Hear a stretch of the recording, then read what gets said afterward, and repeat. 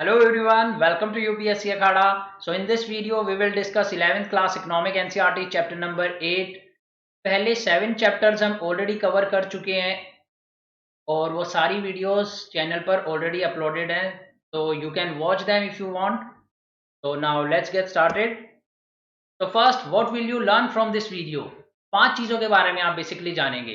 India क्या challenges face कर रहा है सोशल और इकोनॉमिक इंफ्रास्ट्रक्चर को डेवलप करने में, और डिस्टिंक्शन भी जानेंगे बेसिकली सोशल इंफ्रास्ट्रक्चर और इकोनॉमिक इंफ्रास्ट्रक्चर में क्या डिफरेंस होता है. आप सोचिए जब तक क्या डिफरेंस होता है सोशल और इकोनॉमिक इंफ्रास्ट्रक्चर में before we get into the details of this topic. And the second thing हम जानेंगे इंफ्रास्ट्रक्चर का इकोनॉमिक डेवलपमेंट में क्या रोल होता है. बहुत इंपॉर्टेंट रोल होता है. Economic development is not possible without good infrastructure, without good logistic support. Role of energy as critical component of infrastructure. अब इंफ्रास्ट्रक्चर एक ब्रॉड टर्म है, इसके अंदर काफ़ी सारे कंपोनेंट्स आते हैं और उनमें से एक कंपोनेंट एनर्जी भी है. And by that we mean energy means power, electricity. तो इसका कितना बड़ा रोल है इंफ्रास्ट्रक्चर को डेवलप करने में. और थिंग हम जानेंगे problems and prospects of energy and health sector. अब देखिए, इंफ्रास्ट्रक्चर के बहुत सारे कंपोनेंट है, बट डिटेल में हम लोग एक इंफ्रास्ट्रक्चर कंपोनेंट लेंगे इकोनॉमिक इंफ्रास्ट्रक्चर वाला जो कि एनर्जी है, और एक सोशल इंफ्रास्ट्रक्चर वाला जो कि हेल्थ है. अब इन दो को ही हम इलेबोरेट करेंगे, अदरवाइज बहुत सारे कंपोनेंट होते हैं, जैसे सोशल में एजुकेशन भी होता है, हेल्थ भी होता है, स्किल डेवलपमेंट भी होता है एक तरीके से कहा जाए तो, और एनवायरनमेंट को भी कंसिडर कर सकते हैं, क्लीन एनवायरनमेंट को. सिमिलरली इकोनॉमिक इंफ्रास्ट्रक्चर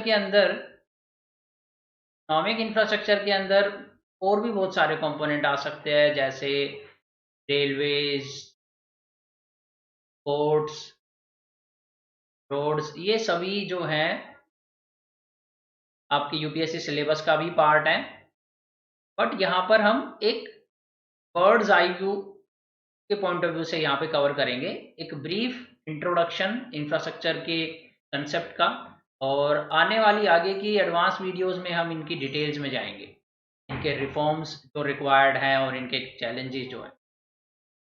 तो उसके बाद हम एनर्जी और हेल्थ सेक्टर के तो डिस्कशन करेंगे ही, और हेल्थ इंफ्रास्ट्रक्चर का क्या हाल है इंडिया में ये भी जानेंगे. तो चलिए अब स्टार्ट करते हैं one by one. What is infrastructure? तो ये मैं आपको अभी बता चुका हूँ ऑलरेडी. इकोनॉमिक इंफ्रास्ट्रक्चर, इस पे मैं ज़्यादा टाइम एलोकेट नहीं करूँगा. इकोनॉमिक इंफ्रास्ट्रक्चर का वो पार्ट होता है इंफ्रास्ट्रक्चर का जो कि बेसिकली आपके गुड्स की प्रोडक्शन में हेल्प करता है, और ये टेंजिबल होता है, फिजिकल फॉर्म होती है, दिखाई पड़ता है. ओके. ये प्रोडक्टिविटी भी राइज करता है और असेंशियल भी होता है. इसके बगैर तो आप प्रोडक्शन कर भी नहीं पाएंगे, लेकिन प्रोडक्टिविटी भी राइज करता है. जबकि सोशल इंफ्रास्ट्रक्चर में प्रोडक्टिविटी मेनली राइज होती है, इनोवेशन होती है,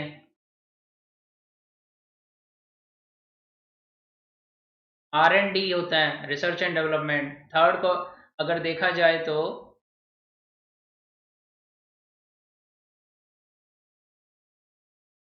इसकी डिग्री ऑफ असेंशियलिटी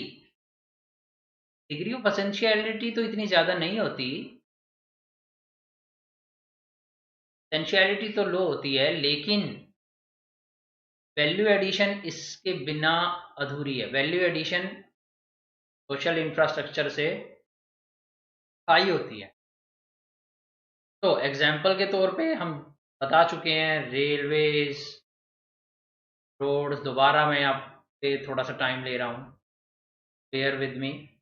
और पोर्ट्स, एंड देन आपका कहा जाए तो हमारा डिफेंस भी एक तरीके से इंफ्रास्ट्रक्चर का पार्ट आता है, डिफेंस का इंफ्रास्ट्रक्चर। वहीं पर हमारा और क्या आ सकता है, यहाँ पर देखा जाए तो इसरो में जो भी डेवलपमेंट्स होती हैं, सैटेलाइट्स वगैरह, वो भी एक तरीके से प्रोडक्शन में, खनिज पदार्थों को ढूंढने में, इन सब चीज़ों में मदद करती है। ये भी एक इकोनॉमिक इंफ्रास्ट्रक्चर ही है। और इलेक्ट्रिसिटी तो आएगी। Electricity is a major component of manufacturing activities.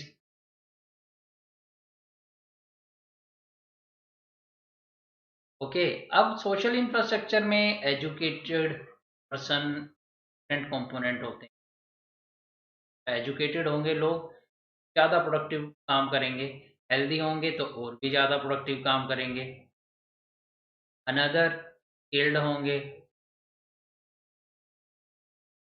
और क्या हो सकता है, ट्रस्ट इन द सोसाइटी। ये बहुत इंपॉर्टेंट फैक्टर है, trust, trust in society. Social infrastructure में आप जुडिशरी एंड पुलिसिंग को भी इंक्लूड कर सकते हो।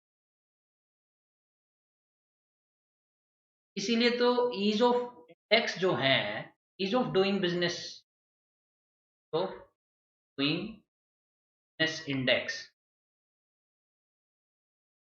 इसके अंदर एक कंपोनेंट होता है, 10 कंपोनेंट में से कॉन्ट्रैक्ट एनफोर्समेंट। कॉन्ट्रैक्ट एनफोर्समेंट आप उतना ही अच्छा कर पाओगे जितनी आपकी जुडिशरी और पॉलिसिंग अच्छी हो। ओके, तो आप देख सकते हैं इतना इंपॉर्टेंट है हमारा social infrastructure.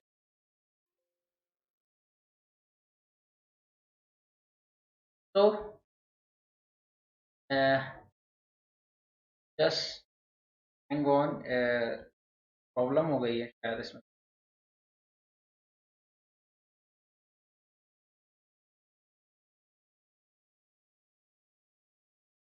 All well now. तो यस, यानी सोशल इंफ्रास्ट्रक्चर का इंटरलिंकेज इकोनॉमिक इंफ्रास्ट्रक्चर से भी है। सोशल इंफ्रास्ट्रक्चर अच्छा होगा तो वो इकोनॉमिक इंफ्रास्ट्रक्चर को भी मदद करेगा। रोड्स के कॉन्ट्रैक्ट एनफोर्स होंगे ज़्यादा बेटर तरीके से, isn't it? तो ये हमारा मेजर डिवीजन है। और चलिए अब आगे देखते हैं हम लोग state of infrastructure in India. तो इंडिया की क्या कंडीशन है, तो ये कुछ डेटा है जो कि इम्पोर्टेंट है। तो एज पर सेंसस 2011, अब लास्ट सेंसस यही था तो इसी का डेटा हम ले रहे हैं, 56% house hold have an electricity connect. इसीलिए तो सौभाग्य स्कीम को लाया गया, सहज बिजली हर घर योजना। इसीलिए इलेक्ट्रिसिटी की रिक्वायरमेंट बहुत ज़्यादा है इंडिया में, इलेक्ट्रिसिटी कनेक्शन की। और 2011 तक सिर्फ 56% हाउस होल्ड के पास ही कनेक्शन था। अब एक्सपेक्ट किया जा रहा है कि 90% प्लस हो गई हैं ये। बट मैं आपको एक चीज़ बता देना चाहता हूँ, इसकी डिटेल में हमें जाना होगा, बारीकी में जाना होगा। गवर्नमेंट का मानना होता है कि किसी एक विलेज में अगर एक कम्युनिटी सेंटर में, यानी कोई कम्युनिटी सेंटर हो जो गवर्नमेंट ने बनाया हो, जैसे लाइब्रेरी हो या कोई हेल्थ सेंटर हो या कोई मैरिज हॉल हो, यहाँ पर अगर इन्होंने एक इलेक्ट्रिसिटी कनेक्शन दे दिया तो उसको काउंट किया जाएगा कि उस विलेज में इलेक्ट्रिसिटी, जो कि बहुत ही फ्लॉड कंसेप्ट है कि बाकी विलेज में तो है नहीं। या फिर 10% लोगों के घरों में कनेक्शन दे दिया तो भी ये मान लिया जाएगा।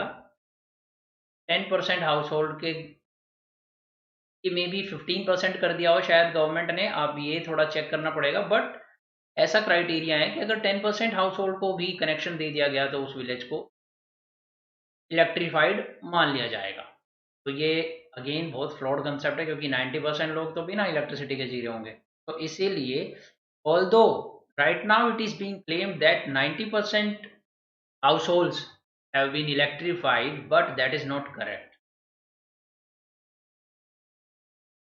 तो अगेन 43% स्टिल यूज कैरोसिन, यानी इसीलिए तो उज्ज्वला योजना लाई गई थी। इंडोर पोल्यूशन हो रहा था इससे, और इंडोर पोल्यूशन की वजह से वुमेन की हेल्थ बहुत ही ज़्यादा बिगड़ रही थी। वुमेन की हेल्थ खराब, तो आप ये समझ लीजिए women health decreases, then the health of entire family is in danger,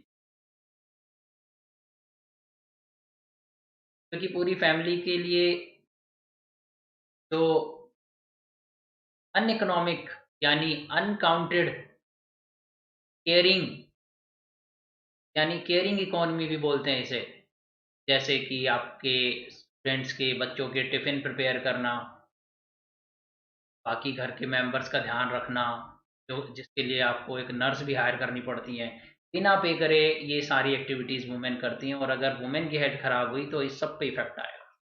Then 85% rural household use biofuels for cooking. This is again the cause for Ujjwala. Ujjwala योजना, अगर कोई 11th का स्टूडेंट इस वीडियो को देख रहा है तो उज्ज्वला योजना में जो है फ्री कनेक्शन दिए जा रहे हैं गवर्नमेंट के द्वारा।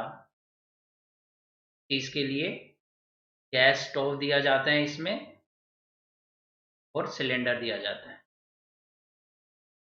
लेकिन प्रॉब्लम ये है कि ये सिलेंडर एक बार दिया जाता है, और उसके बाद नेक्स्ट टाइम गैस भरवाने के लिए गवर्नमेंट पैसा नहीं देती। तो ये एक इशू है। इसको के लिए हमें चाहिए Ujjwala 2.0। And what is that? Installment plans बनाए जाएं,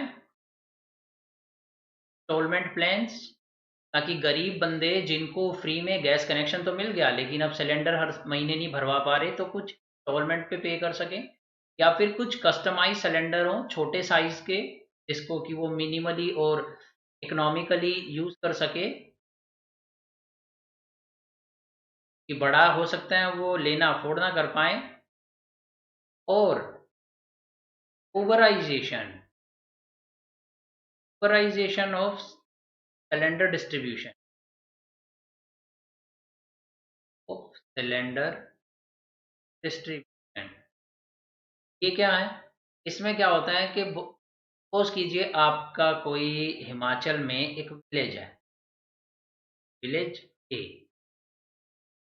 अब यहाँ पे सिर्फ 3 हाउस होल्ड को ही गैस रिक्वायरमेंट है, जिनको सिलेंडर फिल करवाना है। तो जो एजेंसी होगी सिलेंडर डिस्ट्रीब्यूशन वाली, वो तो कोई फ़ायदा नहीं होगा कि सिर्फ 3 हाउस होल्ड के लिए यहाँ पे स्पेशल एक जो है डिलीवरी के लिए वैन रखी जाए और वहाँ पर डिस्ट्रीब्यूट कराया जाए, तो वो इकोनॉमिकली वायबल नहीं होगा। इसलिए हमें एक एप्लीकेशन का प्लेटफॉर्म जैसे ज़ोमैटो है, या उबर है कार ड्राइविंग के लिए, हमें एक ऐसा मीडियरी चाहिए, इंटरमीडियरी। और इसीलिए तो इंडिया के यूथ की रिक्वायरमेंट है, जो इन्वेस्टमेंट कर सकें, एंटरप्रेन्योर बन सकें। तो अगर ये पॉसिबल हो जाएगा, तो ये जो इंटरमीडियरी है ये एग्रीगेट कर पाएगी बहुत सारी डिमांड्स को, और इकोनॉमिकली वायबल बना पाएगी इस डिस्ट्रीब्यूशन को। तो ये रिक्वायर्ड नहीं था इस 11th के लिए, बट मैंने आपको बता दिया, याद आया तो अभी। तो tap water availability is limited to 31% rural household के लिए। तो नल से जल योजना क्यों आई है? इसमें क्या प्रॉमिस किया गया है कि हर घर में टैप वाटर कनेक्शन होगा, टैप वाटर कनेक्शन होगा। अब तक बाय। ये एक नई फ्लैगशिप स्कीम है गवर्नमेंट ऑफ इंडिया। तो again 69% of population drink water from open sources, और ये क्या कर रहे हैं, invitation to disease, bacterial water होगा, invitation to diseases. Then before Swachh Bharat, SBA stands for Swachh Bharat Abhiyan, access to improved sanitation in rural area was only 30%, सिर्फ 30%। Imagine, सिर्फ 30% जो था सैनिटेशन था, इम्प्रूव सैनिटेशन, और इसीलिए स्वच्छ भारत योजना लाया गया। और गवर्नमेंट के डेटा के अकॉर्डिंग अब बताया जा रहा है कि 90% प्लस अचीवमेंट हो चुकी, क्योंकि अगेन डेटा की एनालिसिस, क्रिटिकल एनालिसिस की रिक्वायरमेंट है, but we can use this data because this is the government. तो the state of infrastructure in India की एक टेबल भी मैं आपको शो कर रहा हूँ, ताकि और ऑथेंटिसिटी आ सके हमारे डिस्कशन। तो this is some infrastructure in India and other countries, और ये 2018 का कंपैरिजन वर्ल्ड बैंक की वेबसाइट से लिया गया है, वर्ल्ड डेवलपमेंट। तो चलिए, investment in infrastructure as a percentage of GDP कितना करता है India, as a percentage of GDP India की इंफ्रास्ट्रक्चर इन्वेस्टमेंट है 30%। But compare it with China, हमें चाइना से आगे जाना है, रीजन भी चाइना से करेंगे तो उनका 44%। ओके, पाकिस्तान से तो कंपैरिजन करेंगे नहीं, बिकॉज से तो हम कंपैरिजन करना भी नहीं चाहते, हम कम्पीट नहीं करना चाहेंगे पाकिस्तान से। बट आप देख सकते हैं कि चाइना से हमारे को कंपैरिजन करना है, 44% इन्वेस्टमेंट कर रहे हैं। और अगर आप एक डेवलपिंग कंट्री के बारे में देखना चाहते हो तो वो भी 34% कर रहे हैं, यानी 4% इंडिया से ज़्यादा है इंडोनेशिया का। अब drinking water sources safely manage जो है, ड्रिंकिंग वाटर सोर्सेज और सैनिटेशन सर्विस का कंपैरिजन करेंगे। चाइना में 96% है, हांगकांग में 100% है, वाइल इंडिया में 94% है, यानी अभी भी स्कोप है इम्प्रूवमेंट का। और मेजर स्कोप इम्प्रूवमेंट का कहाँ पर है, सैनिटेशन सर्विस में। ये इंडिया का एक कल्चरल प्रॉब्लम है, गांव देहात में लोग खुले में जाना पसंद करते हैं, तो ये एक बहुत बड़ा कल्चरल इशू है। तो इसको ना सिर्फ गवर्नमेंट को इसको इकोनॉमिक इंसेंटिव देके इम्प्रूव करना होगा, बल्कि कल्चरल इंसेंटिव यानी कल्चरल रिफॉर्म भी लेके आना होगा, एक हैबिचुअल रिफॉर्म लेके आना होगा, एक जागरूकता अभियान चलाना होगा, एजुकेशन कैंपेन चलाना होगा इसके रिगार्डिंग, तब जाके ये हमारा इम्प्रूव। तो ये अगर देखा जाए तो चाइना का 70, again 92, and even Indonesia is way beyond us. But the surprising fact is, when the Pakistan is a good performer than India. So this is very important comparison. तो आप ये डेटा याद रख सकते हैं। अब मोबाइल सब्सक्राइबर पर 100 people कितने हैं इंडिया में, 87। बट वही अगर देखा जाए चाइना में तो 115 है, और इनफैक्ट इंडोनेशिया में भी 120 है। कंजम्पशन ऑफ एनर्जी, एनर्जी क्योंकि इंडिया में तो इलेक्ट्रिसिटी हर विलेज में पहुंची नहीं हुई है, तो इंडिया में काफ़ी लो ही होगी, तो ये देख सकते हैं आप 809 है। हावेवर इंडोनेशिया और बाकी इन कंट्रीज से हम बेटर परफॉर्म, बट अपना कंपैरिजन तो चाइना से है। तो let's move right. Energy, sources of energy, sources कौन से सोर्सेज है एनर्जी के, एक तो कमर्शियल हो सकते हैं, नॉन कमर्शियल हो सकते हैं। अब नॉन कमर्शियल में क्या आ सकता है, काउडंग केक्स विलेजेस में यूज करे जाते हैं, वुड जो कि ट्रीज से ले आते हैं लोग, वुड फ्यूल, ये नॉन कमर्शियल है। और कमर्शियल तो आपको पता ही है, जो इलेक्ट्रिसिटी आपको सप्लाई हो रही है या फिर आपका ऑयल, ये तो कमर्शियल ही है, पेट्रोलियम, डीजल। अब दूसरा क्लासिफिकेशन कर सकते हैं रिन्यूएबल्स और नॉन रिन्यूएबल। रिन्यूएबल्स कौन से होते हैं? जो कि एग्जॉस्टेबल होते हैं, जिनकी कोई लिमिट होती है और वो एग्जॉस्ट हो जाएंगे within some period of time.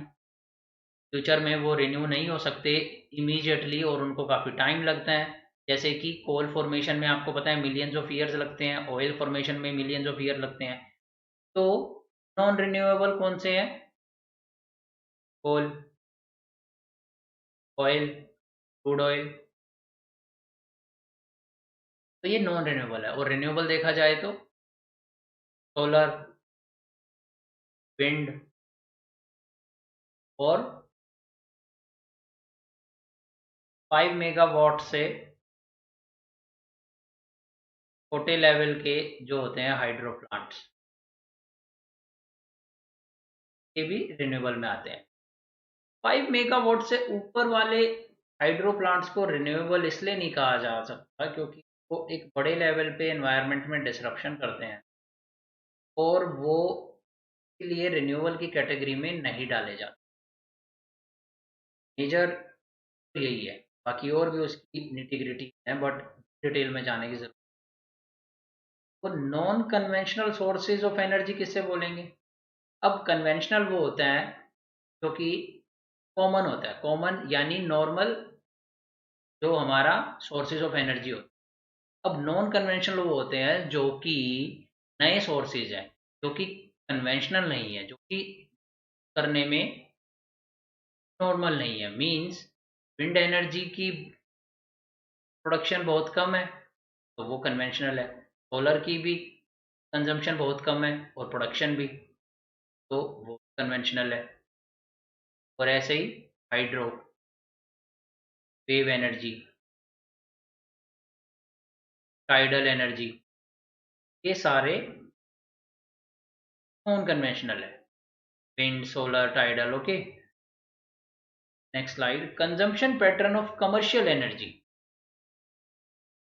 अब consumption pattern of commercial energy के बारे में जान लेते हैं। कमर्शियल एनर्जी की कंजम्पशन है 74%।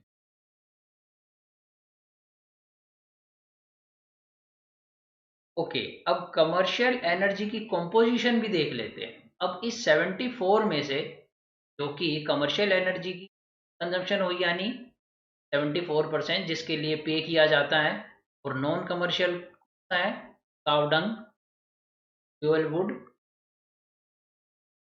वुड फ्यूल, ये नॉन कमर्शियल होता है जिसके लिए पे नहीं किया जाता। ये कैटर करता है 26% रूरल एरियाज को, और इसी को रिप्लेस करने के लिए उज्ज्वला योजना लाई गई थी। ओके, तो अब बात करते हैं 74% की। तो ये 74% के कमर्शियल कंपोनेंट्स को देखेंगे। अब इसमें 74 में से 74, इस 74 का 74 कमर्शियल एनर्जी का 74% कोल एंड लिग्नाइट से आता है। यानी इंडिया में मेजोरिटी, या लगा लीजिए major component of commercial energy कौन है? Coal and lignite. तो यानी कोल बेस्ड एनर्जी पर इंडिया डिपेंडेंट है, और जो कि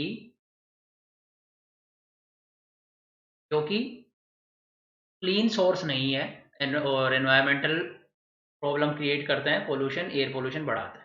अब ऑयल से कितना आता है? 10%, नेचुरल गैस से 9%, and hydro and other renewable sources just 7%। तो यानी हमें hydro and other renewable sources के कंपोनेंट को बढ़ाना है अगर हमें दिल्ली का एयर पोल्यूशन घटाना है। बट हमारी डिपेंडेंस कोल एंड लिग्नाइट पर बहुत ज़्यादा है। Then non commercial energy sources consisting firewood, okay, cow dung, yes, agriculture waste, ये हो गया है, मैंने डिस्कस कर लिया आपसे। अब नेक्स्ट, ये एक डेटा की टेबल है, इसको देख लेते हैं कि ट्रेंड हमारा क्या, इम्प्रूवमेंट का स्कोप रहा, क्या हमारी परफॉर्मेंस रही। जानने के लिए consumption pattern of commercial energy का कंजम्पशन पैटर्न देखते हैं कि हाउस होल्ड की कंजम्पशन कितनी थी। 10%, इंडस्ट्रीज प्रति और ट्रांसपोर्ट की, एग्रीकल्चर जस्ट 1। तो अब देख सकते हैं 2017-18 से अगर कंपैरिजन किया जाए, एग्रीकल्चर की जो है कंजम्पशन बढ़ी है परसेंट। और आपको ये ध्यान रखना होगा कि ये सब्सिडाइज्ड हैं और हाउस होल्ड की भी बढ़ी है 10 से 24, ये भी सब्सिडाइज्ड है।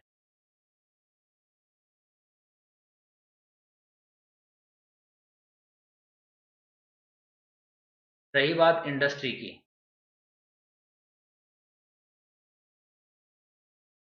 तो यहाँ पर जो है हाई टैरिफ है, ज़्यादा चार्जेस लगते हैं।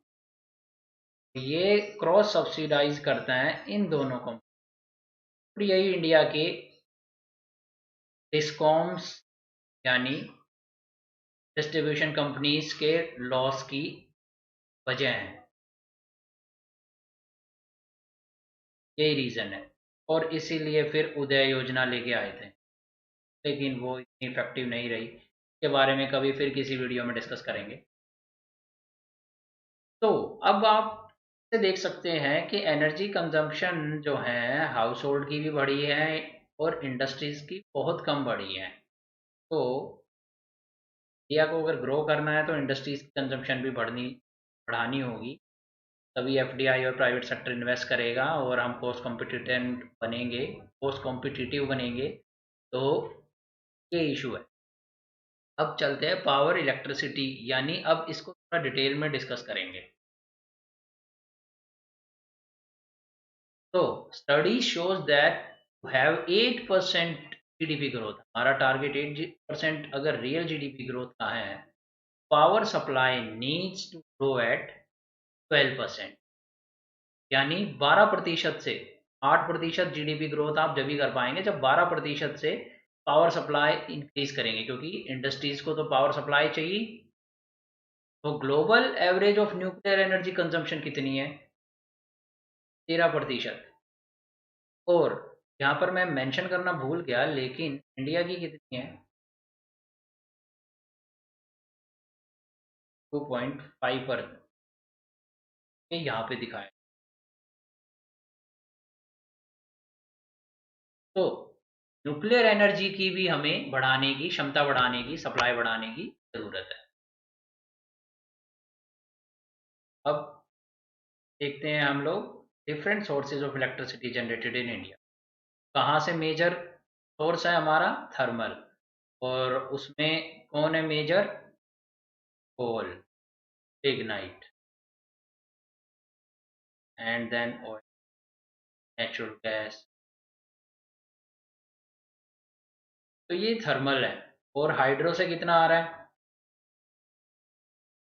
हाइड्रो से देख सकते हैं आप 7%, and then nuclear 2.5%, and new and renewable energy, sorry ये न्यू एंड रिन्यूएबल एनर्जी से 7% है, हाइड्रो से आपका 8.5%। तो यानी हमें ये कंपोनेंट को रिड्यूस करने की है। We have to find solution to our thermal based power, यानी कोल बेस्ड पावर प्लांट की हमें रिप्लेसमेंट के लिए सब्स्टिट्यूट्स ढूंढना होगा, तभी इंडिया एक क्लीन एनवायरनमेंट और पोल्यूशन फ्री कंट्री हो सकता है और सस्टेनेबल भी वही रहेगा। और उसके लिए हमें क्या करना होगा? न्यूक्लियर एनर्जी बढ़ाना होगा। इसके लिए हमारा न्यूक्लियर प्लान, जो कि 3 स्टेज प्लान है, वो चल ही रहा है। और साथ ही साथ थर्मल हाइड्रो पावर पे काम करना होगा और अदर रिन्यूएबल यानी सोलर एनर्जी इसमें पर भी काम करना होगा, क्योंकि गवर्नमेंट सीरियस होकर काम कर भी रही है।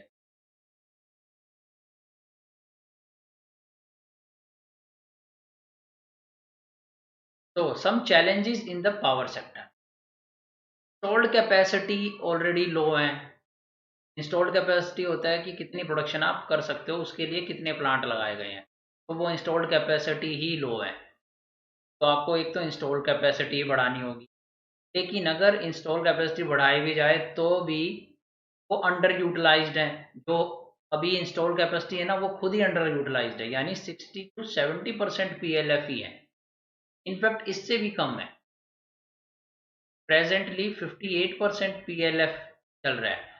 PLF मतलब क्या होता है? Plant load factor.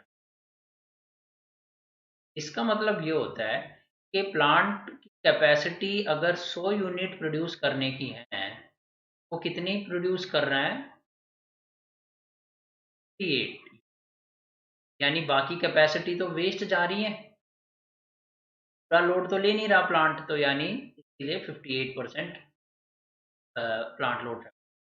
तो अगर ऐसा होगा तो ओवरऑल कॉस्ट जो होगी प्रोडक्शन की वो इंक्रीज हो जाएगी, और जनरेटर यानी जो जनरेट कर रहे हैं पावर, तो ज़्यादा बेनिफिट नहीं होगा, क्योंकि जितनी ज़्यादा प्रोडक्शन करेगा वो रिड्यूस कर पाएगा अपना सेल प्राइस। और इसी वजह से फिर वो डिस्ट्रीब्यूशन कंपनीज यानी डिस्कॉम्स को महंगे में सेल करेगा। ELF अगर लो है, then generator passes the increased cost to discom.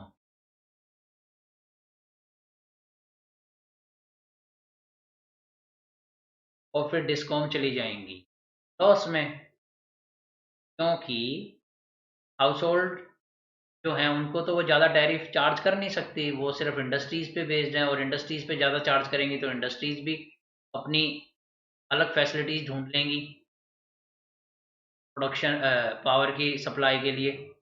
अपने जनरेटर ही चला लेंगी वो, यहाँ से अच्छा लेने डिस्कॉम से परचेज करने की बजाय। तो इसीलिए डिस्कॉम्स को फाइनेंशियल लॉसेज होते हैं। तो ये PLF का इशू हमें रिजॉल्व करना होगा, और ये काफ़ी थोड़ा टेक्निकल इशू है। इसके लिए मैंने एक स्पेशल वीडियो बनाई है जो कि आप बाद में देख सकते हैं, और उसमें मैंने क्लियरली इसका इंटरलिंकेजेस कैसे सोलर और न्यूक्लियर सोलर एनर्जी से हैं वो भी मैंने एक्सप्लेन करा है। तो बट ये वीडियो लंबी ना हो जाए इसलिए मैं इसकी ज़्यादा डिटेल में नहीं जाऊँगा, बस आप इतना समझ लीजिए। Then state electricity boards incurring losses due to transmission and distribution losses. तो ये जो डिस्कॉम्स हैं, इनके लॉस इस वजह से तो हो ही रहे हैं, लेकिन और रीज़न भी है, और वो क्या है? ट्रांसमिशन। अब ट्रांसमिशन जब वायर से इलेक्ट्रिसिटी जा रही होती है, सब आई मीन जो इलेक्ट्रिसिटी पोल होते हैं और उस पे जो वायर होता है, वायर टू जब हाउस सप्लाई होती है, ये सपोज कीजिए इलेक्ट्रिसिटी है, यहाँ से इलेक्ट्रिसिटी हाउस होल्ड में जाएगी, तो ये बीच में जो ट्रांसमिशन हो रहा है, पास हो रहा है, इसकी वजह से लॉस होएगा। तो वो लॉस इंडिया का जो, ऐसा नहीं है कि बाकी कंट्रीज में नहीं होता, वहाँ पे भी होता है, लेकिन इंडिया में वो जो लॉस है वो हायर है। तो अगर हम उसे रिड्यूस कर दें तो थोड़ी एफिशिएंसी आ जाएगी। रॉन्ग प्राइसिंग तो है ही बिल्कुल, क्योंकि आप जो है क्रॉस सब्सिडीज दे रहे हो, एग्रीकल्चर को आप सस्ते दामों पे दे रहे हो, इलेक्ट्रिसिटी हाउस होल्ड्स को भी सस्ते दामों पे दे रहे हो, इसकी वजह से वो ओवर यूज़ कर रहे हैं, जहाँ पे ज़रूरत नहीं होती है तब भी एक्स्ट्रा यूज़ कर रहे हैं। वाइल इंडस्ट्रीज़ को आप पावर स्टार्व्ड रख रहे हो, यानी वो बेचारे ज़्यादा प्राइस चार्ज कर कर भी इलेक्ट्रिसिटी की उन्हें प्रॉब्लम हो रही है, और इलेक्ट्रिसिटी थेफ्ट तो है ही इंडिया में। Low private and private foreign investment. अब प्राइवेट एंड फॉरेन इन्वेस्टमेंट भी लो क्यों है? इसका रीज़न ये है फ्रेंड्स, ये रीज़न है जो मैंने आपको समझाया। जब तक ये फंडामेंटल इश्यूज, जो फंडामेंटल प्रॉब्लम है वो क्लियर नहीं होंगे, जब तक प्रॉफिटेबल नहीं बनेगा हाईली, प्राइवेट सेक्टर और फॉरेन इन्वेस्टमेंट हमेशा प्रॉफिट के लिए काम करते हैं। तो जब तक आप रेगुलेशंस यानी जो आपकी प्राइसिंग है, हाउस होल्ड्स को जो चार्ज कर रहे हो या एग्रीकल्चर को जो चार्ज कर रहे हो, तो वो प्राइसिंग जब तक आप ओवर रेगुलेटेड रखोगे, तब तक प्राइवेट और फॉरेन फर्म्स उस इन्वेस्टमेंट नहीं करेंगी, क्योंकि प्रॉफिट से मतलब है। Problem of PPAs, power purchase agreements in solar energy, ये भी एक इशू है, इसके भी मैं डिटेल में अलग वीडियो में डिस्कस करूंगा, लेकिन ये इशू थोड़ा सा ब्रीफ में बता देता हूँ कि होता क्या है कि सोलर एनर्जी की जो प्रोडक्शन करते हैं डिस्कॉम्स जो होते हैं के ऊपर ऑब्लिगेशन डाला गया है गवर्नमेंट ने। जो इलेक्ट्रिसिटी की पॉलिसी है कि भाई कुछ परसेंटेज आपको सोलर यानी रिन्यूएबल सोर्सेज से परचेज करना है। तो जब वो परचेज करते हैं तो जो एग्रीमेंट होता है पावर का परचेज करने का, वो स्टार्टिंग में ही हो जाता है साल के 1 जनवरी 2021 को ही एग्रीमेंट हो गया कि साल भर कितने में आप पावर परचेज करेंगे सोलर एनर्जी। अब होता ये है कि सोलर एनर्जी हर दिन की जो कॉस्ट है वो रिड्यूस होती जा रही है, और अब वो रिड्यूस जब हर दिन रिड्यूस हो रही है तो डिस्कॉम्स को लग रहा है कि वो ज़्यादा पे कर रहे हैं, क्योंकि 1 जनवरी 2021 में जो उन्होंने एग्रीमेंट करा, अब जून में उसकी कॉस्ट रिड्यूस हो चुकी है, तो वो रीनेगोशिएट करना चाहते हैं। वो चाहते हैं कि नहीं, आपकी तो जो कॉस्ट ऑफ प्रोडक्शन है गिर गई है, तो अब आप दोबारा से रीनेगोशिएट कीजिए। अगर आप नहीं करेंगे तो हम किसी और सोलर एनर्जी वाले से, मान लीजिए ये पर्सन ए है सोलर एनर्जी का सप्लायर, कोई पर्सन बी भी तो होगा, वहां से डिस्कॉम परचेज कर लेगी। और वो ये काम कब कर रही है? जून में, जबकि एग्रीमेंट पूरे साल का था, तो वो कैंसिल करना चाहती हैं।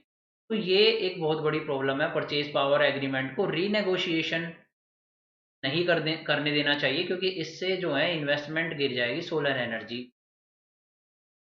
ये तो उनकी एफिशिएंसी है, वो बाद में कितने में भी रिड्यूस करके प्राइसिंग को रिड्यूस कर दें, अपनी कॉस्ट को, प्रोडक्शन कॉस्ट को, का बेनिफिट तो उन्हें मिलना ही चाहिए। तो the last point is shortage of coal raw material supply. अब कोल और रॉ मटेरियल की सप्लाई की प्रॉब्लम आ रही है, और ये प्रॉब्लम कैसे आ रही है? देखिए, कोल की इंडिया में प्रॉब्लम तो नहीं है, लेकिन दो चीज़ें हैं यहाँ पे। एक तो कोल जो है हमारा पुअर क्वालिटी का है,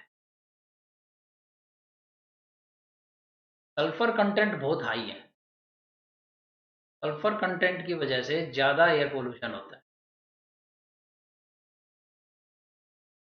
दूसरा, एनवायरमेंटल इश्यूज की वजह से बहुत सारी जो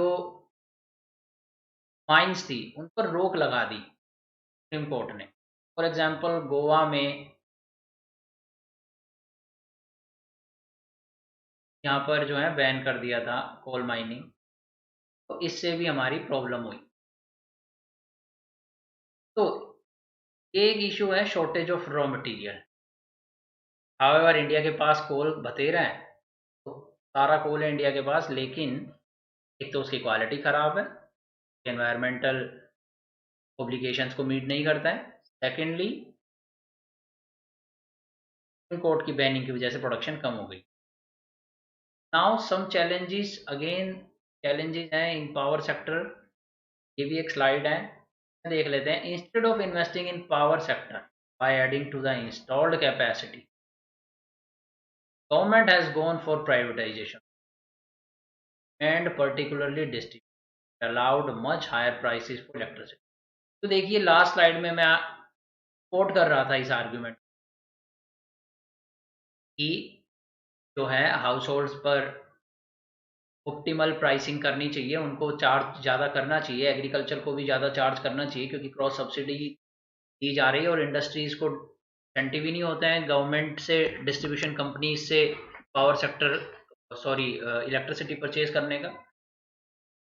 तो ये इन्वेस्टमेंट को भी हैम्पर करता है, तो इसीलिए गवर्नमेंट प्राइवेट सेक्टर पर चलेगी, प्राइवेटाइजेशन की तरफ जा रही है वो डिस्ट्रीब्यूशन कंपनीज में। जैसे फॉर एग्जांपल, डिस्ट्रीब्यूशन सेक्टर में उसने पहले ओपन करा है प्राइवेटाइजेशन, और बाद में शायद अभी जो है प्रोडक्शन में भी वो प्राइवेटाइजेशन की तरफ जाएगी। तो फॉर एग्जांपल, दिल्ली में रिलायंस है, रिलायंस पावर है, और टाटा, ये दोनों डिस्ट्रीब्यूशन कंपनीज बन गई हैं, और ये डिस्ट्रीब्यूट कर रही है पावर को। लेकिन इससे प्रॉब्लम ये आ रही है कि पुअर पीपल को प्रॉब्लम हो रही है। अब पुअर पीपल जो है बेचारे, वो तो हायर प्राइस, जो है हायर टैरिफ्स को अफोर्ड नहीं कर पाएंगे। तो एक साइड तो ये है कि हमें इस बिजनेस को प्रॉफिटेबल बनाना है, पावर सेक्टर को हमें बिजनेस को प्रॉफिटेबल बनाना है, ओके, तभी इसमें इन्वेस्टमेंट होएगी और लॉसेस कम होएंगे, फर्दर इसमें प्रोडक्शन होएगी, इंसेंटिव होएगा इन्वेस्टमेंट का। साइमल्टेनियसली हमें हाउस होल्ड सेक्टर यानी पुअर सेक्टर का भी ध्यान रखना है। क्या किया जा सकता है? सोल्यूशन ये निकाला गया कि जो हाउस होल्ड्स हायर प्राइस पे कर सकते हैं उन्हें क्यों सब्सिडी दी जा रही है, तो वो तो हायर प्राइस देने दीजिए। बट पुअर हाउस होल्ड है उनके लिए क्या करिए, आधार लिंकेज और डायरेक्ट, ये सॉल्यूशन ना सिर्फ इस चीज़ के लिए बनाया गया था बल्कि ऐसी बहुत सारी प्रॉब्लम्स को टैकल करने के लिए बनाया गया। तो ये एक सॉल्यूशन हो सकता है। अब कब गवर्नमेंट ऑफ इंडिया डीबीटी का यूज़ करना शुरू करेगी पावर सेक्टर में, this we have to wait and watch. So now move on to next point. It has impacted certain sectors very badly. Yes, certain sectors को तो काफी badly affect करा है इसने।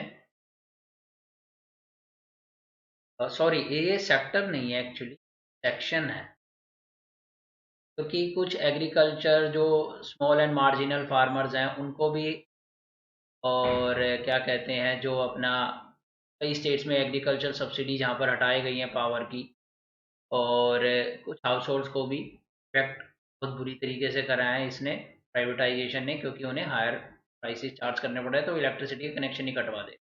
तो आपको क्या लगता है, ये पॉलिसी सही है, गलत है, और ऐसा क्यों है? आप इसके बारे में थोड़ा सोच सकते हैं।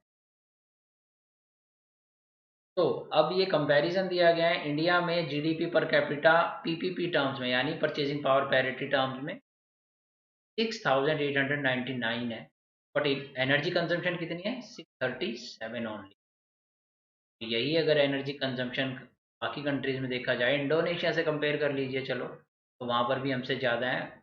Yes, their GDP per capita is also high, but energy use also high. Egypt की बात करें या यूके की करें, यूएसए की करें, जो एक डेवलप्ड कंट्रीज हैं, देखिए वहाँ पर आप 6960, 10 गुना में एनर्जी कंजम्पशन बढ़ानी होगी उनके लिविंग स्टैंडर्ड से मैच करने। Now health. अब हेल्थ का क्या इंटरलिंकेज होता है?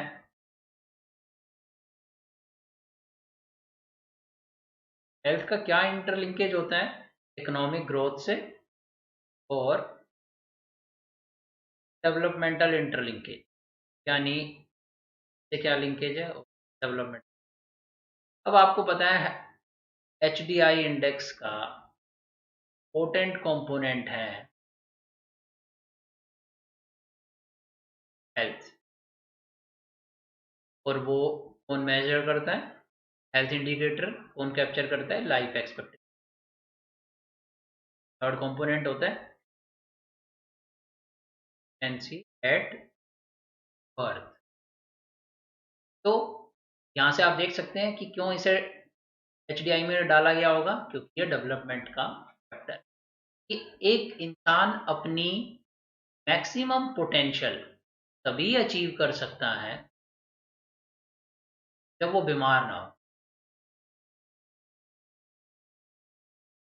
अगर आप हेल्दी नहीं होंगे तो आप स्पोर्ट्स के अंदर या कि लगा लीजिए कॉग्निटिव एक्टिविटी के अंदर, पढ़ने की एक्टिविटी के अंदर कैसे अपने ब्रेन को यूज़ करेंगे या कैसे अपने फिजिकल बॉडी को यूज़ करेंगे जब आप हेल्दी, आप बीमार होंगे। तो आपकी मैक्सिमम पोटेंशियल अचीव करने के लिए सबसे ज़्यादा ज़रूरी है हेल्थ, तो इसीलिए उसका इंटरलिंक डेवलपमेंट से और इकोनॉमिक ग्रोथ से क्यों है, क्योंकि जब डेवलपमेंट और इकोनॉमिक एक्टिविटी, इकोनॉमिक ग्रोथ का कोरिलेशन तो होता ही है। हाँ, एब्सोल्यूट तो नहीं होता है, लेकिन इकोनॉमिक ग्रोथ डेफिनेटली डेवलपमेंट को लीड करती है। डेवलपमेंट इकोनॉमिक ग्रोथ को दोनों का कनेक्शन रहता है। तो प्रोडक्शन तभी एक कंट्री की ज़्यादा होगी जब उसका वर्कर्स के एडमिनिस्ट्रेटर्स हेल्दी होंगे, इसलिए इसका इकोनॉमी से भी ज़्यादा डीप रिलेशन है, इसलिए ये हमारा सोशल इंफ्रास्ट्रक्चर का पार्ट है, इसलिए इसे इंफ्रास्ट्रक्चर कैटेगरी में डाला गया। और हेल्थ एज अ राइट भी है, rights approach. Article 21 right to life और डीपीएसपी यानी फंडामेंटल राइट भी है और डीपीएसपी भी है, यानी गाइडेंस भी दी है कॉन्स्टिट्यूशन ने गवर्नमेंट ऑफ इंडिया को कि भाई आप health as a rights approach कीजिए। तो फंडामेंटल राइट तो नहीं बनाया गया अभी तक, इसे डीपीएसपी के पार्ट से गवर्नमेंट ऑफ इंडिया जो है हेल्थ में 1.5 टू परसेंट 2% जो है जीडीपी की एक्सपेंडिचर कर रही है। तो हमें ज़रूरत है कि इसे, जैसे कि नेशनल फूड सिक्योरिटी एक्ट आया है राइट टू, वैसे ही इसे national health security act convert किया जाए। इसका सब्स्टिट्यूट क्या आया है? आयुष्मान भारत, पीएमजे जन आरोग्य योजना, और इसका एक कंपोनेंट है आयुष्मान भारत। ओके, बट ये सिर्फ 50 करोड़ पीपल को कैटर करता है, 10 करोड़ फैमिलीज, और ये सिर्फ क्या है? इंश्योरेंस है, यानी कमोडिटी है, सर्विस नहीं है। सर्विस के लिए क्या चाहिए? हॉस्पिटल्स चाहिए, स्टाफ चाहिए। अब प्राइवेट सेक्टर वो प्रोवाइड कर रहे हैं, गवर्नमेंट सिर्फ यहाँ पर पैसा लगा रही है इंश्योरेंस में। तो क्या वो कामयाब है? जब हॉस्पिटल्स ही सफिशिएंट मात्रा में नहीं होंगे तो इंश्योरेंस क्या कर लेगा? अब कोविड के अंदर हेल्थ इंफ्रास्ट्रक्चर की प्रॉब्लम आई तो आयुष्मान भारत ने क्या कर लिया? आयुष्मान भारत जब ही काम कर सकता है जब आपके पास इंफ्रा है, और प्राइवेट सेक्टर तो इंफ्रा सिर्फ रूरल एरियाज में या सुपर स्पेशलिटी हॉस्पिटल्स में देगा। तो आप समझ रहे हो मैं क्या कहना चाह रहा हूँ? डेफिनेटली आप समझ रहे होगे कि गवर्नमेंट की ये जो पॉलिसी है फ्रॉड है। तो क्रिटिसिज्म हम कर सकते हैं, लेकिन बैलेंस्ड क्रिटिसिज्म करना होगा हमें एग्जाम पॉइंट ऑफ व्यू से। आयुष्मान भारत के कुछ पॉजिटिव एंगल्स भी हैं जिनके के बारे में हम फर्दर लेक्चर्स में डिस्कस करेंगे। फिलहाल के लिए वीडियो को रेलेवेंट रखने के लिए मैं ज़्यादा इसके डीप में नहीं जाऊँ। तो हेल्थ इंडिकेटर्स की बात करी जाए तो मैं बार बार NFHS 4 का डेटा आपके सामने रखता रहता हूँ। क्या होता है? इन्फेंट मोर्टेलिटी रेट देख लीजिए, स्टंटिंग देख लीजिए, वेस्टिंग देख लीजिए, और अनीमिया इन वुमेन देख लीजिए, अंडरवेट देख लीजिए। ये सारी कैटेगरीज में पुअरली परफॉर्म कर रहे हैं हमारी कंट्री, और ये हमारी कंट्री, हमारी गवर्नमेंट का ही डेटा है, नेशनल फैमिली हेल्थ सर्वे। तो बहुत पुअर कंडीशन है। और कोविड में तो आपने देखा ही कि हमारा हेल्थ इंफ्रास्ट्रक्चर कितना क्रिपल्ड था, और उसका एक बहुत मेजर रीज़न क्या है? पीएमजे, यानी नाम नाम और काम नहीं। इन्होंने अपनी जो रिस्पॉन्सिबिलिटी है इवेड कर दी कि हम तो बस क्या करेंगे? इंश्योरेंस प्रोवाइड कर देंगे। सर्विस का जो है हमारी रिस्पॉन्सिबिलिटी है, वो प्राइवेट सेक्टर करेगा, और प्राइवेट सेक्टर तो रूरल एरिया में इन्वेस्ट ही नहीं करेगा, पुअर पीपल के लिए इन्वेस्ट ही नहीं करेगा। तो यानी इंश्योरेंस किसी काम का नहीं है अगर पेंडेमिक टाइप या ऐसी सिचुएशन होती है। तो कोविड ने एक चीज़ को साबित किया है, और वो क्या है? Public investment in public health की कोई सब्स्टिट्यूशन नहीं है, आपको करना ही पड़ेगा। इनफैक्ट मैं आपको बताऊं, स्पेन ने पेंडेमिक की वजह से, कोविड की वजह से ओवरनाइट सारे प्राइवेट हॉस्पिटल्स को पब्लिक कन्वर्ट कर दिया था, अभी गवर्नमेंट के कंट्रोल में ले लिया था। तो चलिए आगे करते हैं। State of health infrastructure. अब ये है हमारी हेल्थ इंफ्रास्ट्रक्चर की स्टेट। हॉस्पिटल्स कितने थे? 2,194 19 में, और अब कितने हैं? 5,770 के अंदर 2017। इसी तरीके से बेड देखा जाए तो 1,17,000 नाउ 7,13,000। डिस्पेंसरीज देख सकते हैं आप, पीएचसीज देख सकते हैं, प्राइमरी हेल्थ केयर सेंटर्स। तो इसके साथ और भी डेटा मैं आपको देता हूँ जो यहाँ पे नहीं। WHO रिकमेंड करता है 1 nurse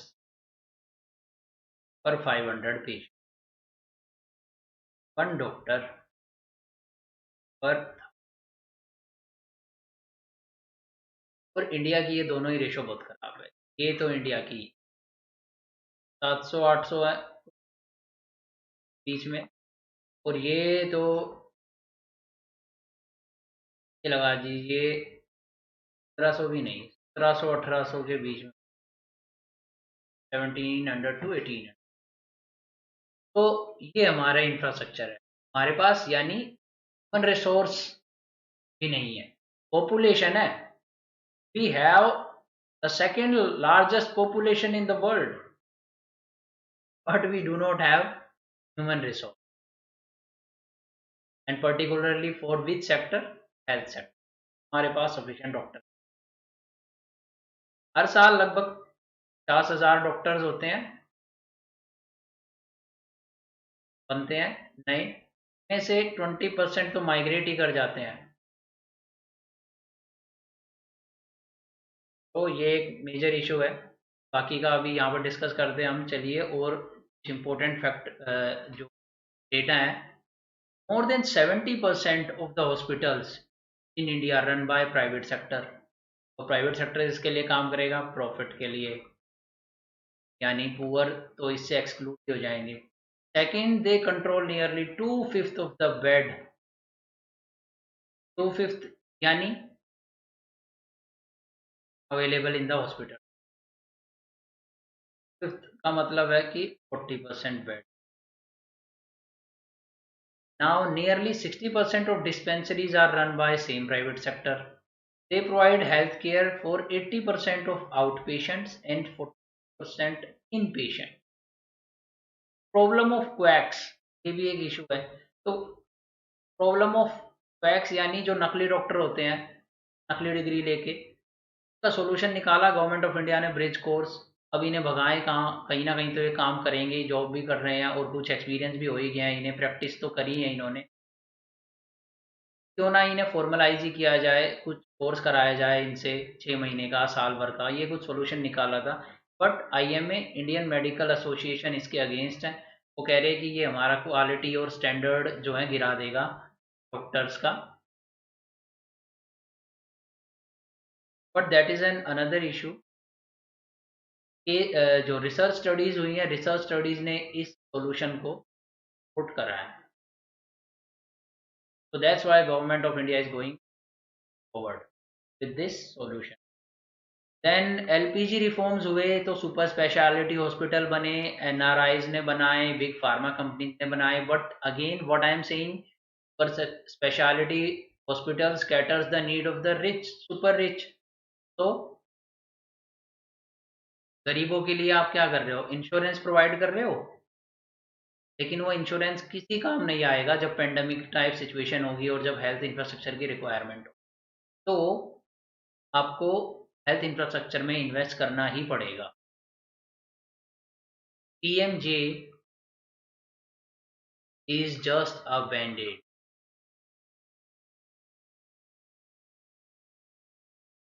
not the real solution. अगर रियल सॉल्यूशन होता PMJ, तो पेंडेमिक में जो हमें फेस करना पड़ा वो ना हुआ।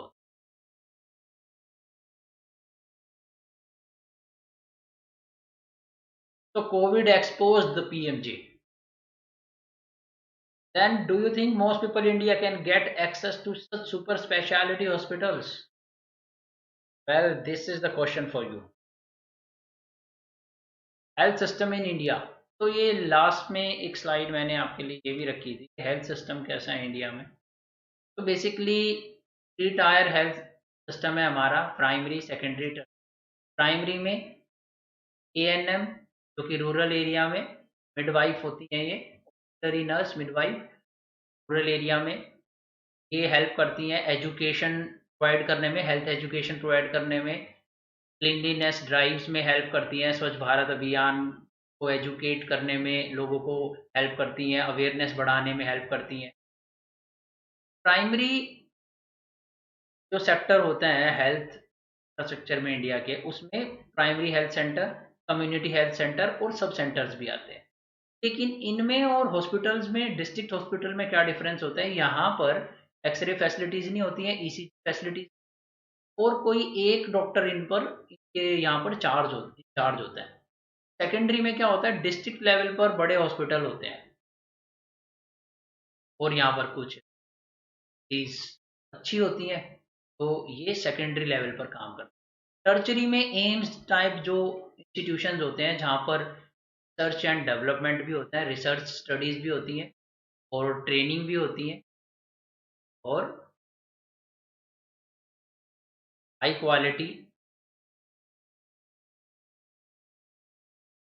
और भी होती है, ये टर्चरी सेक्टर में। और एक और नया फिनोमेना है rising medical tourism in India. अब ये को प्रमोट करने के लिए इसलिए कहा जा रहा है कि ये एक इम्पोर्टेंट कंपोनेंट हो सकता है इंडिया का एक्सपोर्ट सर्विसेज, सर्विस एक्सपोर्ट का। तो भाई इंडिया में बहुत सारे लोग जो हैं आते हैं इसीलिए क्योंकि यहाँ पर जो मेडिकल फैसिलिटीज़ हैं वो चीपर है, कि हमारे डॉक्टर्स भी चीपर हैं और हमारी जेनरिक मेडिसिन भी चीपर है। ओके, एक लास्ट में पॉइंट डिस्कस करना चाहूँगा, community and non profit organisation in health care. तो ये जो एनजीओज होती हैं कई, फॉर एग्जांपल सेवा गुजरात में जो है, अहमदाबाद में, इन लोगों ने भी एक साथ मिलकर कुछ हॉस्पिटल्स बनाए हैं और कंट्रीब्यूट कर कर ऑर्गेनाइज करे हैं, पर पीपल हेल्प को कैटर करते हैं। तो ये भी एक मॉडल हो सकता है इंडिया में हेल्थ इंफ्रास्ट्रक्चर को खड़ा करने का, अगर एनजीओज और लोग खुद एक दूसरे के साथ ट्रस्ट बनाकर या सेल्फ हेल्प ग्रुप टाइप में कुछ बड़े लेवल पर कुछ ऑर्गेनाइजेशन बनाकर non profit organization type hospitals बनाना शुरू करें तो वो एक इम्पोर्टेंट फैक्टर हो सकता है।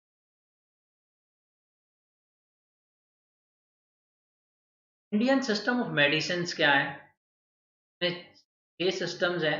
आयुर्वेदा है, के बारे में आप जानते हैं, योगा के बारे में जानते हैं, यूनानी के बारे में जानते हैं, सिद्धा के बारे में जानते हैं, नेचुरोपैथी, होम्योपैथी। सिद्धा में, नेचुरोपैथी में क्या होता है, वेन्स और आपकी एक्यूप्रेशर टाइप ऐसी तो फैसिलिटीज़ होती हैं, ऐसी टेक्नोलॉजी को यूज़। योगा में तो आपको पता ही है कि अब तो का यूएन ने भी रिकॉग्नाइज़ किया है, और होम्योपैथी को इंडिया में काफ़ी पॉपुलर। तो ये सभी 6 को मिलाकर आयुष मिनिस्ट्री बनाई गई, और अब इंडिया में 4095 आयुष हॉस्पिटल्स हैं, 9,950, 8 लाख रजिस्टर्ड प्रैक्टिशनर्स भी हैं। तो हमें काफ़ी मेहनत करनी होगी अपने आयुष को बढ़ावा देने के लिए।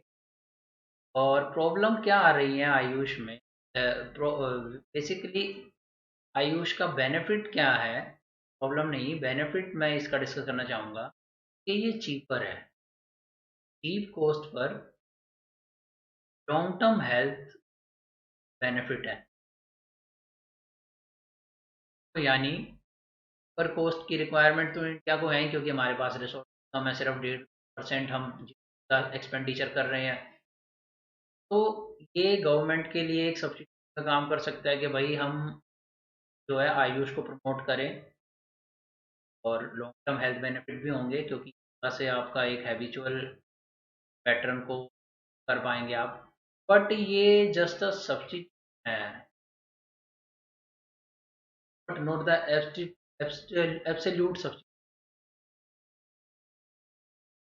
and in fact I will say, well, I won't say that, but for substitute, yes. And why I'm saying that? Because pandemic ने जो हमारे सामने सिचुएशन प्रोड्यूस करी उसमें आप आयुष पर भरोसा नहीं कर सकते, and it's a matter of great debate. तो इसके डेप्थ में मैं यहाँ पर डिस्कस नहीं करना चाहूँगा, बट मैं ये ज़रूर कहना चाहूँगा कि ये पुअर सब्स्टिट्यूट है एलोपैथी का। एलोपैथी को आप सब्स्टिट्यूट नहीं कर सकते हो। यस, एक कॉम्प्लीमेंट है, this can be a good complement and there is no denial of that, but substitute नहीं बना। तो ये वर्ड यूज कीजिएगा आप, कॉम्प्लीमेंट्री हो सकता है Ayush, but it can not be the substitute, at least not the perfect substitute. अब ये इंडिकेटर्स के बारे में मैंने डिस्कशन करी थी और यहाँ पे ये डेटा है, आप चेक कर सकते हो। इन्फेंट मोर्टेलिटी इंडिया में 1000 लाइव बर्थ पर 2018 में 30 है, यूएसए में सिर्फ 5 पॉइंट, थोड़ा यूएसए की श्रीलंका से कंपेयर। के बाद अंडर 5 मोर्टेलिटी देख लो, ये देखो श्रीलंका यहाँ पे भी बेटर है। Birth bye skilled attendant 1, Sri Lanka better है। और ये तो मैं आपको बताऊं, जननी सुरक्षा योजना जो कि इकोनॉमिक इंसेंटिव बेस्ड थी, 100 रुपये मिलते थे अटेंडेंट को इंस्टीट्यूशनल डिलीवरी करवाने के लिए, और जिसकी डिलीवरी होती थी उसे भी पैसे मिलते 1000 रुपीज। इसकी वजह से ये इम्प्रूव हुआ है। तो ऐसे इकोनॉमिक इंसेंटिव और ऐसी रिक्वायरमेंट है। इम्यूनाइज्ड ये 89%, गवर्नमेंट हेल्थ स्पेंडिंग ये एकदम थोड़ा डेटा है, बट आप चाहे तो इसे लिख सकते हैं क्योंकि एनसीईआरटी में गिवन है और गवर्नमेंट का डेटा भी है, यही है। हावेवर वेरियस केस स्टडीज जैसे लैंसेट जर्नल है मेडिकल की, बहुत बड़ी जर्नल है, फेमस जर्नल है। इन्होंने जो स्टडी करी है वो पाया है कि 1-2% of GDP. In fact economic survey ने भी कुछ टाइम पहले अप्रोक्स 2% ऑफ जीडीपी का डेटा है, गवर्नमेंट पब्लिक स्पेंडिंग है हेल्थ पर कर रही है। ये out of pocket expenditure India में बहुत हाई है, 5%। तो यानी आउट ऑफ पॉकेट एक्सपेंडिचर यानी पैसों देकर टेस्ट करवाना, डायग्नोस्टिक्स करवाना और दवाइयाँ लेना, सिर्फ 5%। यानी जो भी हेल्थ की एक्सपेंडिचर होगी, 100 रुपये अगर हेल्थ की एक्सपेंडिचर होगी, 65 रुपये वो अपनी जेब से दे रहे हैं, जबकि अमेरिका में सिर्फ 11 रुपये। और ये हमारे लिए क्यों बुरी बात है? क्योंकि हमारा देश ऑलरेडी गरीब देश है, यहाँ पर ऑलरेडी 22% पॉवर्टी रेट है तेंदुलकर कमेटी के अकॉर्डिंग। तो ऐसी सिचुएशन में आउट ऑफ पॉकेट एक्सपेंडिचर भी हाई होगा, तो एक बार अगर बंदा गरीबी से बाहर निकला भी, बीमार होते ही वो फिर गरीबी में चला जाएगा। तो इस इशू को हमें टैकल करना होगा।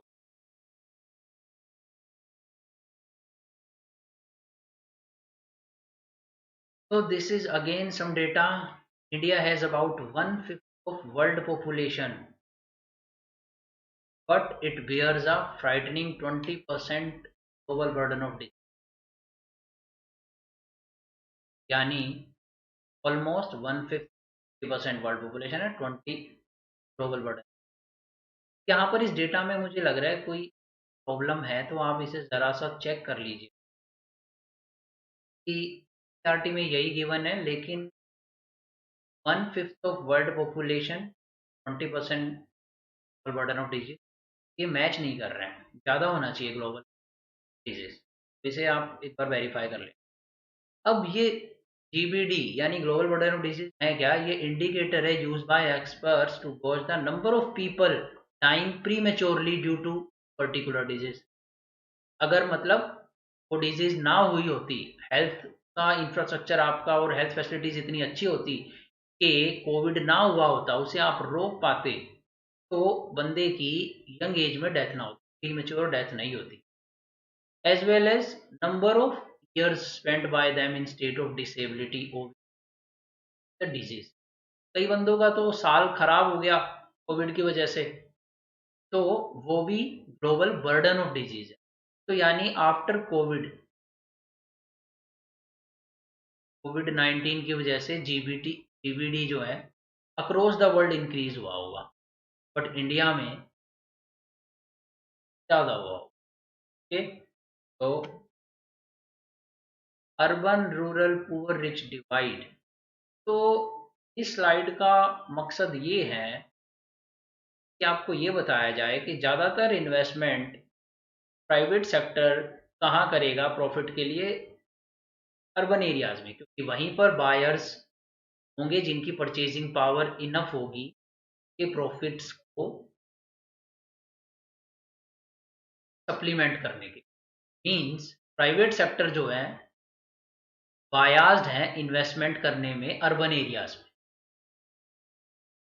तो 70% of India's population lives in rural area, but only 1/5 यानी 20% of its hospitals including private hospitals are located in, यानी प्राइवेट हॉस्पिटल्स तो कम इन्वेस्ट करते ही हैं, गवर्नमेंट भी कम बनाती हैं रूरल एरिया में। As far as hospitals are concern, there are only 0.36 hospitals for 1 lakh people in rural area, जबकि अर्बन एरिया में है 3.6 हॉस्पिटल। तो अगर ये आप टाइम्स निकालोगे, कई टाइम है ये, 10 गुना हो जाएगा। तो 10 गुना ज़्यादा हॉस्पिटल हैं अर्बन एरियाज में। तो one study points out that poorest 20% पर Indians percent of Indians living in both urban and rural areas spend 12% of their income on healthcare, while the rich spend only। तो यानी poor जब बीमार होता है ना, तो उसकी इनकम का 12% चला जाता है।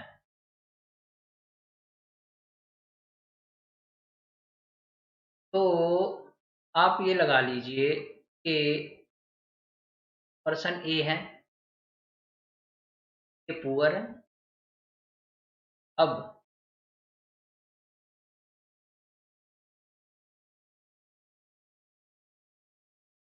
तो कहने का मतलब ये है कि जो पुअर ए है, ए ये अर्निंग है 100 रुपीज। अब 100 में से जब ये बीमार पड़ेगा तो 12 रुपये हेल्थ में चले जाएंगे, हेल्थ में जाते हैं, जबकि ये बी है। और को भी अगर 12 रुपये देने हो,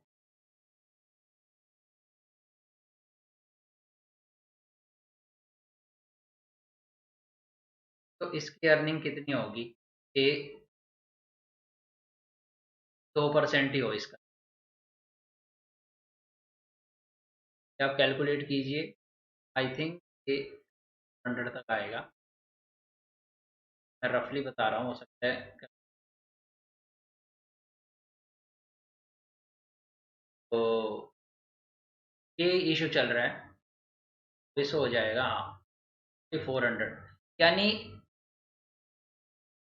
रिच को जब बुखार आएगा या बीमार होगा तो इतना ज़्यादा बर्डन नहीं होगा मनी का, लेकिन को अगर दोनों की कॉस्ट 12 रुपये थी ठीक होने की, तो गरीब की तो इनकम बेचारे 12% जाएगी, बट भी भाई साहब सिर्फ 2% के खर्चे में ही जाएंगे। देन वुमेन्स हेल्थ, वुमेन की हेल्थ बहुत इंपॉर्टेंट है। Women health means family.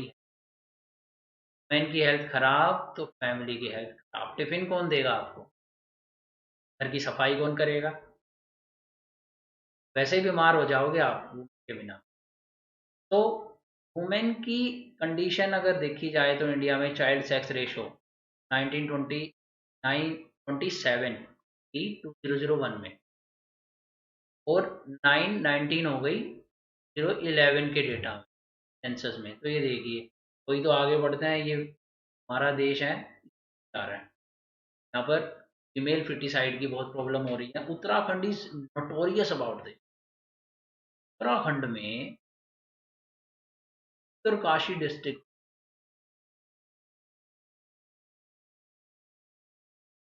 यहाँ पर जब आप जाएंगे तो आप देखेंगे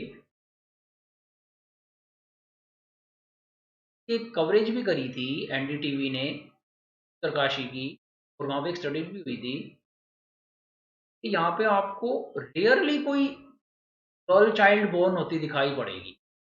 मैं एग्जैक्ट डेटा नहीं दे पा रहा हूँ, याद नहीं आ रहा है मुझे, बट ये एक बहुत बड़ा और बहुत जबरदस्त एग्जाम्पल है उत्तरकाशी डिस्ट्रिक्ट, जहाँ पर लगभग लगा लीजिए 100 बच्चों पे 5-6 गर्ल है, बस 5-6।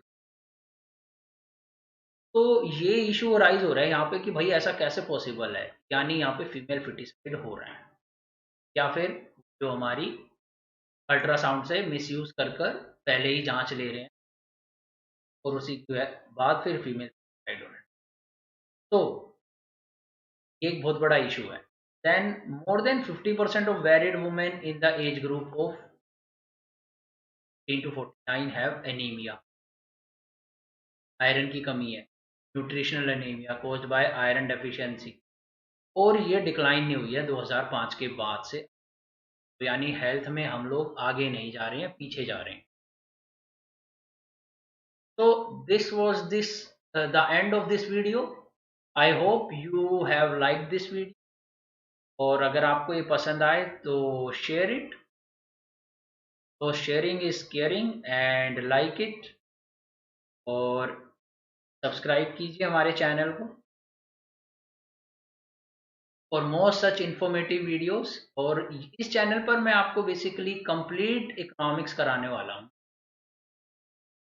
From every exam point of view in India, जिसमें आपका यूपीएससी भी आएगा, आरबीआई भी आएगा, अदर स्टेट पीसीएस भी आएंगे, इंडियन इकोनॉमिक सर्विस भी आएगा। तो सारे एग्जाम्स इसमें कवर होंगे, बट हम लोग स्टार्टिंग से चल रहे हैं, धीरे धीरे हम एनसीईआरटी से एडवांस रिसर्च पेपर्स पर जाएंगे। Okay then, subscribe our channel for more such videos.